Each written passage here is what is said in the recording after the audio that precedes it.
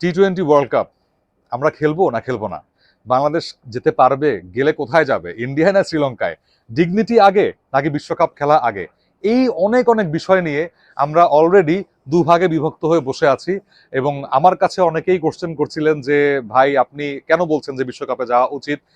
আমি কিন্তু অনেক অংশেই বলছিলাম যে না, আমাদের যদি পার্টিকুলার কিছু কিছু দাবি না মেনে আমাদেরকে বিশ্বকাপে পাঠানো হয়, তাহলে এই বিশ্বকাপে না যাওয়াটাই ভালো।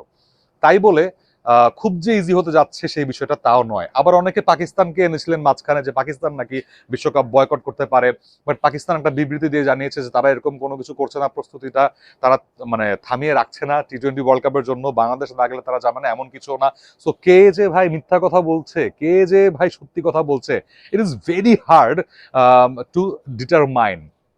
সো সবকিছুকে এক সাইডে রেখে বাংলাদেশের বিশ্বকাপে যাওয়া আদৌ উচিত কিনা, আসলেও বাংলাদেশের বিশ্বকাপ খেলাটাও হচ্ছে কিনা এবং লেটেস্ট আপডেটটা কি, এই সবগুলো নিয়ে একটু বিস্তারিত আলোচনা করতে চাই ওয়ার্ড দ্য পিচে।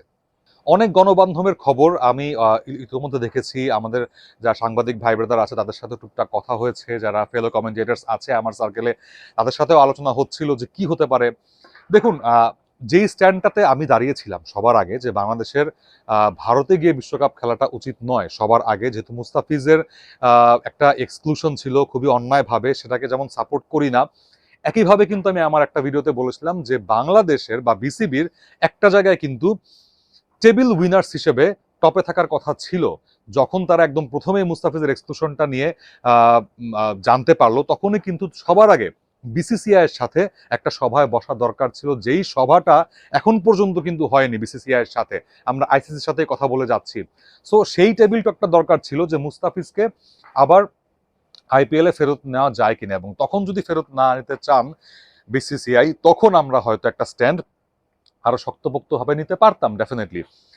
এবং আমাদের এন্ড থেকে সরকারের হস্তক্ষেপ আমরা যতটা বিসিবির ওপর দেখেছি, ততটা কিন্তু ভারত সরকার বিসিসিআই কে ওই যে হস্তক্ষেপ বলবো না, বলবো যে একটা সিকিউরিটি কনসার্নে একটা মানে অ্যাডভাইস করেছিল বাদ দিতে, এটুকু পর্যন্ত ছিল তাদের ইনক্লুশনটা বা ইনভলভমেন্টটা। আমাদের কিন্তু সেরকম না। আমাদের সরকার পক্ষ কিন্তু এক সাইড থেকে বারবার ভারত বিদ্বেষী বলি কিংবা নিরাপত্তার অজুহাত দেখিয়ে ভারতে খেলতে না যাওয়ার জন্য একদম স্ট্রিক্ট বা রিজিড হয়ে থাকতে বলি, সেটাই দেখেছি। আমি নিজেও কিন্তু ভারতে গিয়ে বিশ্বকাপ না খেলার পক্ষে এখনো, যদি না আমার সেই টেবিল টকটা হতো বিসিসিআই এর সাথে টু ব্রিং ব্যাক মুস্তাফিজ। সেই টেবিল টকটা যেহেতু হয়নি, সো সেহেতু আমার বিশ্বকাপে না খেলার সংখ্যাটা আরো বেড়ে যায়, বিকজ এর মধ্যে অনেক জলঘোলা হয়েছে।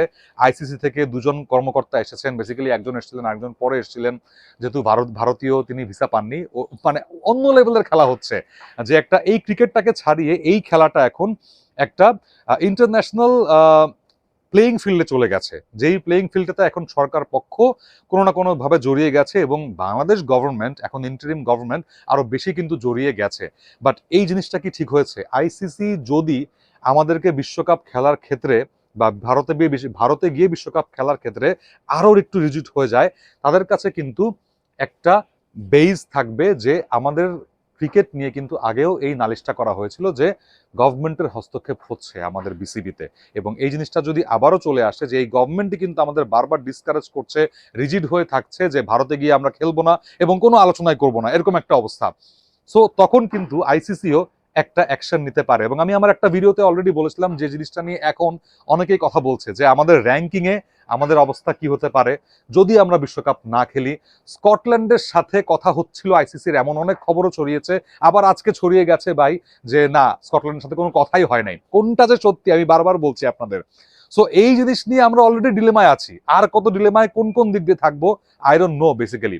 সো র্যাঙ্কিং এ একটা এফেক্ট পড়বে, যে র্যাঙ্কিং এ আমরা কি পিছিয়ে পড়বো কিনা স্কটল্যান্ড খেললে, একটা নেগেটিভ পয়েন্ট ডেফিনেটলি আসবে আমাদের সাইডে।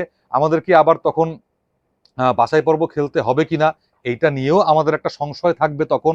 এবং যদি এই জের ধরে অস্ট্রেলিয়া ইংল্যান্ডের মতো দল আমাদের সাথে খেলতে না আসে, ইন্ডিয়া তো আসবেই না এটা বলে নেওয়া যায়, কারণ আমাদের একটা ওডিআই টি-20 সিরিজ আছে অলরেডি স্কেজুলড, এবং অলরেডি আই গেস ইন্ডিয়া সেখানে আসবে না। সো সেটা কিন্তু আমাদের ওডিআই বিশ্বকাপের বাছাই পর্বে একটা ইফেক্ট করবে। হ্যাঁ, ভারতও কিন্তু নিউজিল্যান্ডের সাথে হোম সিরিজ হেরেছে, তাদের অলরেডি ডাউনগ্রেডেড অবস্থা, কিন্তু তারা যে কোনো দেশের সাথে কিন্তু চাইলেই একটা সিরিজ আয়োজন করে ফেলতে পারবে সেই ইন্ডিয়া বাংলাদেশ সিরিজের ফাঁকা জায়গাটাতে। তাদের কিন্তু খুব একটা অসুবিধা হওয়ার কথা না, যেখানে বাংলাদেশের একটু হলে অসুবিধা হবে। পাকিস্তান ছাড়া আপনি কার সাথে আর খেলবেন, বা ওয়েস্ট ইন্ডিজ ছাড়া, বাট তারাও যেরকম নিচের সারির দল, রেটিং পয়েন্ট কতটা বাড়বে এটা একটা দেখার বিষয়। এবং অস্ট্রেলিয়া তখন যদি খেলতে না আসে, 27 বিশ্বকাপের বাছাই পর্বে কি হবে আমাদের?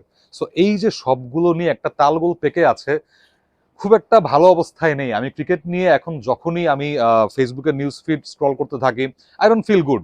যখন ইউটিউবে যাই, I don't feel good even there, because সব জায়গায় নেগেটিভিটি, এবং সব জায়গায় একটা সাইড এক পক্ষের হয়ে কথা বলছে, আর একটা সাইড আরেক পক্ষের হয়ে কথা বলছে। বাট স্টিল আমার মতে আমাদের সবার এখনো একটা জায়গায় এগ্রি করা উচিত যে we need to talk.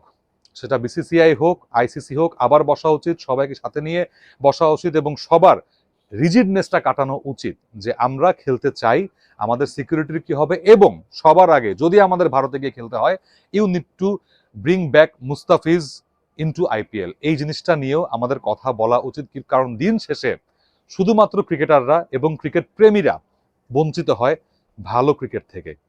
Thank you. আপনারা জানিয়ে দেবেন যে আপনারা কি ভাবছেন, আপনাদের অবস্থা কত পরিমাণে এরকম পাজলড হয়ে আছে, হোয়াট দ্য পিচের কমেন্ট বক্সে।